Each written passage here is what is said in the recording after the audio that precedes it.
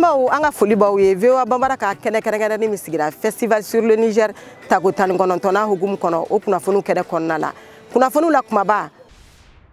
Festival sur le Niger tago tan kɔnɔntɔnna ɲɛbila baaraw daminɛna bi tarata don janvier kalo tile 31 san 2023 Segu dugu kɔnɔ Festival ni tourisme ye fɛn fila ye minnu bɛ ɲɔgɔn dafa o kama tourisme ɲɛmayaso ale ye Segu fali wotoro donba la an ka bi dumareba bɛna sigi ki siriki de kan n'ale Burkinabew ka yirimɔgɔni dilanna ba ye an y'an ka kuma barani tɛngu Segukaw la u ye min sɔrɔ ka fɔ an ye Festival sur le Niger ko kan ni kunnafoni ninnu de bɛna walawalaw ye ɲanzan kɔfɛ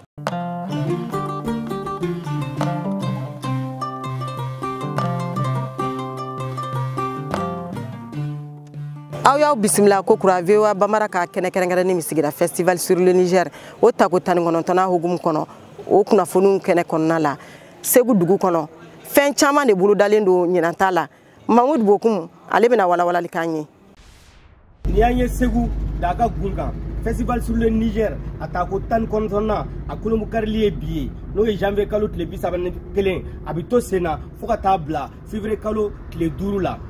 baara jumɛn de bɛna kɛ o festival kɔnɔ an ka Atahir Mayiga lamɛn ale ye festival coordinateur ye Segu yan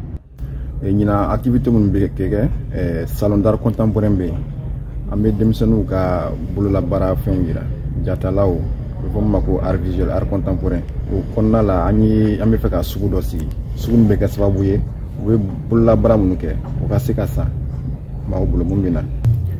n'o bɔra ye caravane culturelle pour la paix mun ye plateforme y'an mun sigi sen kan nin y'a san 10nan ye festival saba y'a sigi sen kan depuis crise daminɛna festival au désert mun tun bɛ kɛ Tombouctou festival Taragat o bɛ bɔ Maroc ani an yɛrɛ ka festival sur le Niger an y'a sigi sen kan ka bɛn ni keleya ko fɔ artisanat fana b'a la mun ye bololabaarakɛlaw ye olu ka exposition fana bɛ yen n'o bɔra ye concertw bɛ kɛ ɲina an bɛ su fila kɛ concert la vendredi ani samedi don show a lakana ko bɛ cogo di an ka Atahir Mayiga lamɛn lakana ko sira o ye an ka hamiba ye nka ala barika la ani famaw barika la an bɛ se ka fɔ ko bi lakana ko sira a sira ka ɲi kosɛbɛ sabula nin y'a kalo 3 ye ani fini tabaw ani famaw an bɛ ɲɔgɔn ye o la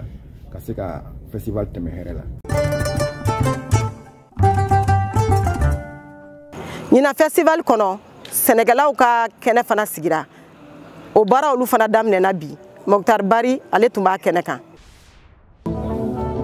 Seko ni donko kɛnɛba min bɛ yen n'an ko a ma Festival sur le Niger o tako 19 daminɛna janvier tile 31 san 2023 o baara bɛɛ lajɛlen daminɛna ni foire kɛnɛ ye Madame Boire Bintou Diarra ale ye foire coordinatrice ye min bɛ ɲinanta in na o de ye a fɔlɔ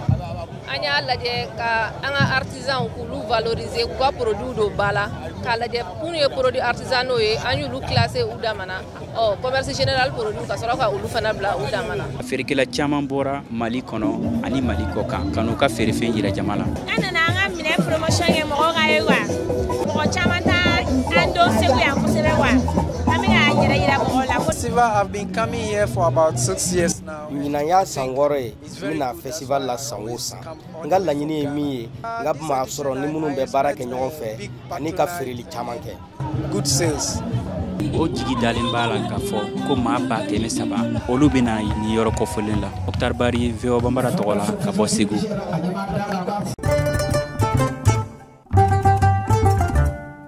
ka tɛmɛ n'an ka kunnafoniw ye walasa ka ɲina festival ɲaga Mali tourisme ye ba don Segu faliw la Abibatu So ale bɛ walawalali kan ye Mali marabolo naanina la fali wotoro o ye bolimafɛn ye kabini lawale la Segukaw b'u ka tanikɛsegi kɛ ni mun ye nga a bɛ wagatinin bɔ a bɛ ɲini ka tunu Sidi Keita ale ye Mali tourisme ɲɛmɔgɔba ye Segukaw de ye mɔgɔ fɔlɔfɔlɔw ye minnu bɛ don fali wotoro in kɔnɔna na donc o b'a yira k'a fɔ ko u ma u ka taabolo bila parce que fali nafa ka bon kosɛbɛ an ka nin hakilina in o ye fɛn fɛnɛ min bɛ kɛ sababu ye tɔɲɔ ni gɛlɛya min bɛ se bagan ma n'o ye fali ye walasa dɔ ka se ka bɔ la Seko ni dɔnko ka bolomafara mun bɛ yen n'u ko a ma ko agence du tourisme olu fana ye fali wotoro don ba la ni festival in senfɛ Kajatu Funɛ Danbele ale ye o baarakɛyɔrɔ mɔgɔ dɔ ye fali wotoro ye laadala kɔrɔba ye Segu yan bawo ne yɛrɛ ye n ka lycée kɛ Segu yan kabini ne bɛ lycée la an kun bɛ fali wotoro ta a sɔngɔ yɛrɛ man ca a da ka nɔgɔn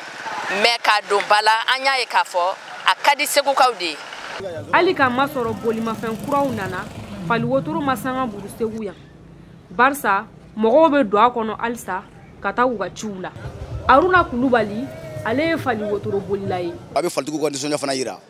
n yɛrɛ kɔni bolo a bɛ falitigiw ka nisɔndiya yira fali minɛ ko ɲuman fana a b'o fana yira parce que ni fali jogo yɛrɛ ka ɲi bon a bɛ adamadenya yɛrɛ fana kanu fana don fɛn ni mɔgɔ mun y'a ye a bɛ adamadenya kanu fana don o fana na. Segu ari kɛra sababu ye ka an ka bolimafɛn minnu bɛ ka tunu ka olu don ba la i n'a fɔ fali wotoro n'a ɲɔgɔnnaw. An ka bi dumareba bɛna jɔ Ki Sidiki de la ale ye Burkinabew ka yirimɔgɔni dilanaba ye Vinabe Dena ale wulila ka s'a ma. San o san kɛnɛ min bɛ sigi Segukaw fɛ yen n'a bɛ wele ko Festival sur le Niger ale ye kɛnɛ nisɔndiya feerew ale ni dɔnniyaw bɛ sɔrɔ kɛnɛ min kan ka kɛɲɛ n'o ye fɛn ɲɛnamani dilanbaga Ki Sidiki ka bɔ Burkina Faso ale ka nana ni ka na dɔnniya min b'a la ni k'o tila ani sifinnakaw ni ɲɔgɔn cɛ. Ki Sidiki fɛn ɲɛnamani dilanbaga ka bɔ Burkina Faso. An ye sifinnaka caman de dege baara la Mali kɔnɔ ani Burkina Faso wa an ye baara dege kalan di sanfɛ kalandenw fana ma an fɛ yen nɔ Burkina Faso sifinnaka caman de tɛmɛna ni ne ka baara yɔrɔ ye ne ka yɔrɔ de kɛra kalanso ye min bɛ sifinnakaw dege an ka nin baara in na bari o kalanso fasugu ninnu ti an ka jamana kɔnɔ. Jamana min kɔnɔ baarako ka gɛlɛn kosɛbɛ ni dɔnniya sɔrɔli sifinnakaw fɛ o bɛ kɛ sababu ye u ka se ka u bolo don u yɛrɛ kɔrɔ ni k'u yɛrɛ bɔ nɔgɔ la. Seydou Kumare ale ye Ki Sidiki o ka kalanden ani a kankɔrɔsigi ye. Nin ne siɲɛ filanan de ye a bɛ ka ne kalan n ka karamɔgɔ don a mɛnna a ye n kɛra Mali la a ye n kalan Burkina i bɛ balo nin na kosɛbɛ nin nafa ka bon kojugu parce que fɛn min don a bɔ an yɛrɛ fɛ yan zɛrɛ bɔ an yɛrɛ fɛ yan nin bɛɛ bɛ bɔ an yɛrɛ fɛ yan wa fɛn min don fana kumakan min b'i kɔnɔ i b'o de dilan nin ye. Ki Sidiki kɔfɛ bolola baarakɛla caman ka taa se seko ani dɔnko tigilamɔgɔ caman ma olu kɔni nalen don ni Festival sur le Niger o tako 19 na Dagagun kan.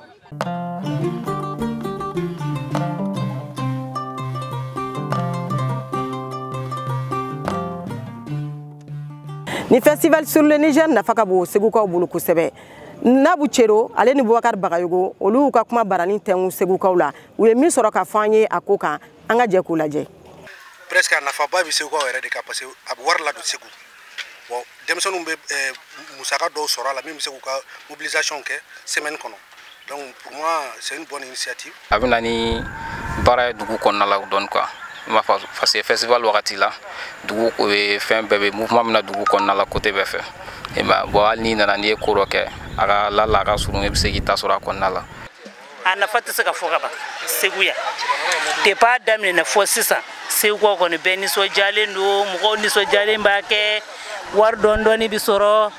A bɛ se k'a to i bɛ artiste caman ye i ma deli ka minnu ye u bɛna prester ka dɔnkiliw da mɔgɔw bɛ taa furakɛyɔrɔ la ka sanni kɛ i bɛ parfum sɔrɔ i bɛ bulanɛgɛw sɔrɔ i bɛ finiw sɔrɔ bɔgɔlanw ani samaraw traditionnel. Activité caman b'a kɔnɔ quoi mɔgɔw bɛ bɔ partout ka na et puis exposition caman b'a la quoi bon vraiment importance dɔ ye n'a danna romantique fɛn ye minnu bɛ na ni fɛnw bɛ exposer n'an b'olu ye a bɛ dɔ fara an kan quoi a b'an ka connaissance a b'an ɲɛ yɛlɛ dɔɔni quoi. Ni kunnafoni ninnu de bɛna dan sigi VOA ka kɛnɛ kɛrɛnkɛrɛnnen min sigira Festival sur le Niger o tako 18 hukumu kɔnɔ o kunnafoniw kɛnɛ kɔnɔna la an b'a ɲini aw fɛ hali bi aw ka sɔgɔlen to VOA Banbara ka kunnafoni siraw la aw k'an bɛn wagati wɛrɛ. Welcome to Africa,